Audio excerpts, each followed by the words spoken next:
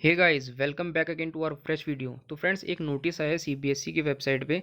तो private candidates के लिए स्पेशली नोटिस है। तो स्टूडेंट्स का मतलब डाउट पूछा जा रहा है कि इस नोटिस में क्या क्या चेंजेस करे गए हैं प्राइवेट कैंडिडेट्स के लिए इम्प्रूवमेंट एंड जो आपके एडिशनल सब्जेक्ट्स के जो स्टूडेंट्स होते हैं तो वो मतलब रेगुलरली कमेंट्स में पूछ रहे हैं कि क्या चेंजेस आपको देखने को मिल सकते हैं इस बार एग्ज़ाम में।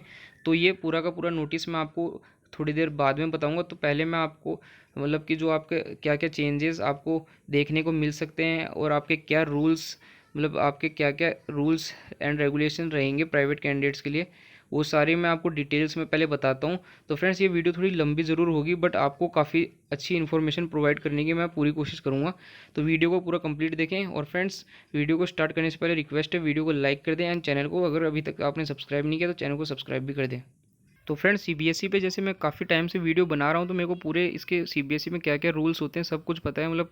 तो आपको मैं पहले बता देता हूँ पुराने वाले रूल्स। तो फ्रेंड्स जैसे ही आपके एग्ज़ाम, जैसे मैं एग्ज़ाम से स्टार्ट करता हूँ, जैसे आपके एग्ज़ाम हो जाते थे उसके बाद में जो आपके कुछ टाइम बाद में रिज़ल्ट आता था एंड रिज़ल्ट के कुछ टाइम बाद में अराउंड 15 to 20 डेज़ के बाद में आपके जो कंपार्टमेंट के फॉर्म्स है वो निकलते थे। तो वो जो आपके कंपार्टमेंट के फॉर्म्स निकलते थे तो जिन स्टूडेंट्स की कंपार्टमेंट आई होती थी वो स्टूडेंट्स उसमें अप्लाई करते थे एंड कंपार्टमेंट का जो रिज़ल्ट है वो भी आपका 15 to 20 डेज़ के अराउंड में आ जाता था।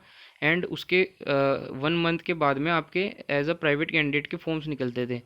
तो उस प्राइवेट कैंडिडेट्स के फॉर्म में आप जैसे इम्प्रूवमेंट के हुए एंड जो सेकेंड टाइम कंपार्टमेंट जो जिनकी कंपार्टमेंट क्लियर नहीं हो पाती थी, जो फर्स्ट टाइम जैसे आपके जो इससे पहले जो फॉर्म निकले थे उसमें जिन स्टूडेंट्स की कंपार्टमेंट क्लियर नहीं हो पाती थी तो वो स्टूडेंट्स अब इस private as a private candidate second time compartment के लिए अप्लाई करते थे।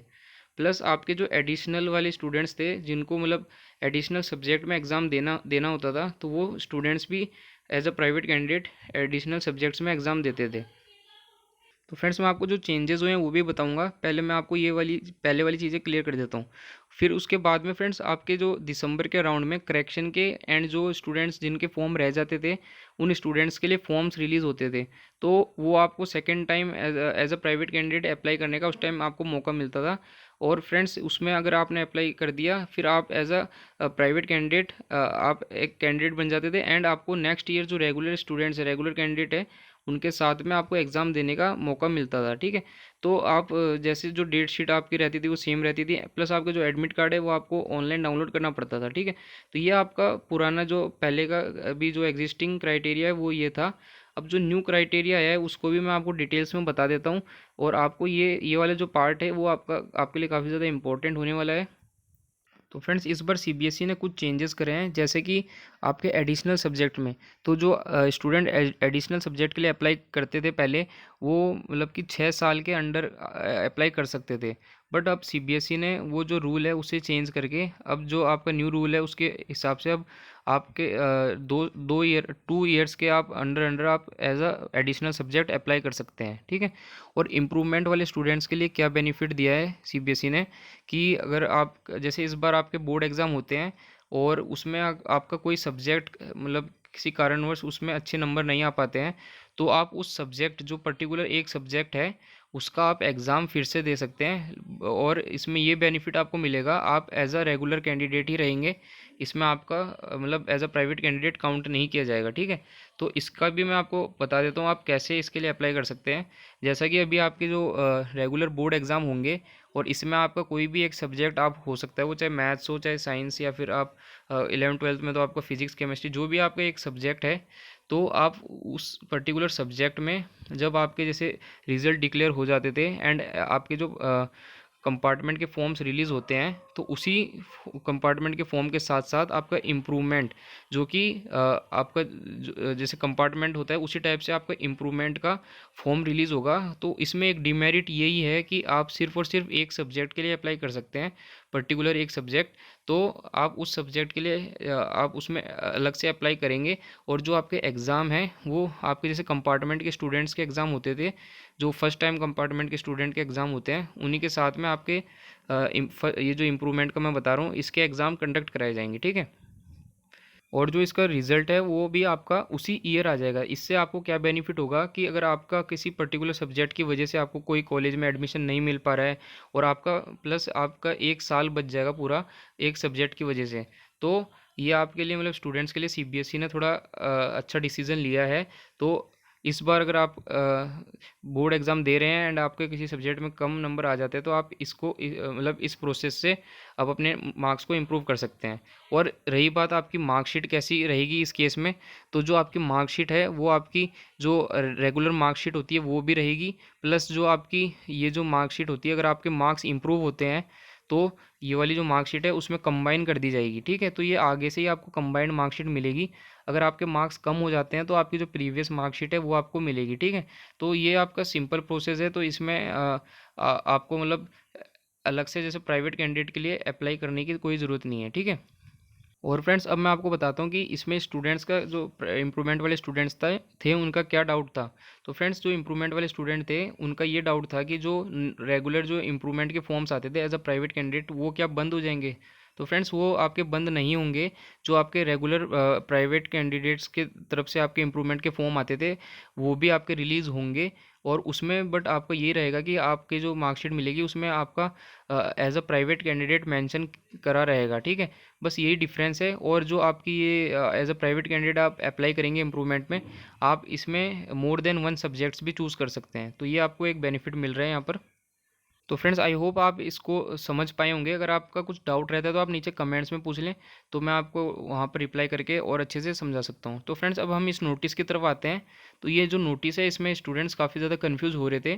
तो फ्रेंड्स ये जो नोटिस है, ये जो मैंने आपको अभी बातें बताई है, इसमें मैक्सिमम जो चीज़ें हैं वो सेम है।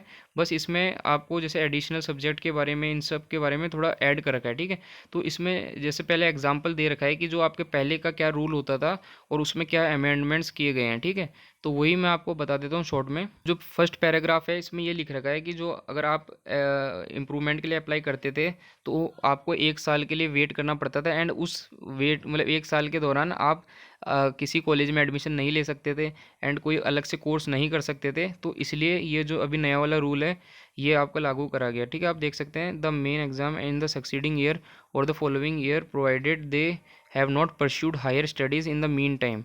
तो ये आपका 1 साल किया गया है ये वाला स्टेप।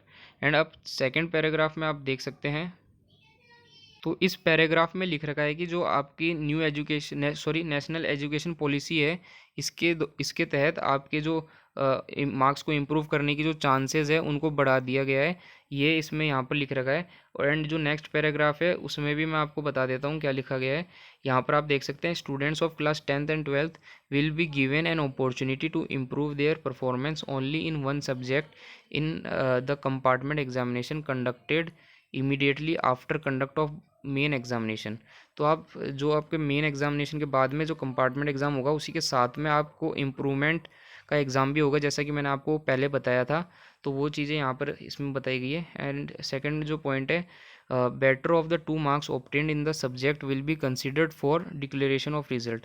जो कि आपका जो फाइनल जैसे रिजल्ट निकलता है जो कंपार्टमेंट का निकलेगा, उसी टाइम में आपका जो रिज़ल्ट है वो जो जो स्टूडेंट इसके इम्प्रूवमेंट के लिए अप्लाई करेंगे तो उनका भी रिज़ल्ट उसी टाइम निकलेगा। और उसमें जो आपके बेटर मार्क्स होंगे, जो मान लीजिए आपने पहले दिया है तो उसमें कम थे एंड जब इम्प्रूवमेंट दिया उसमें ज़्यादा थे, तो वो मार्क्स आपके उसमें अपडेट हो जाएंगे एंड आपको दोनों मार्कशीट मिलेगी। तो ये थर्ड पॉइंट में मार्कशीट के बारे में लिखा है।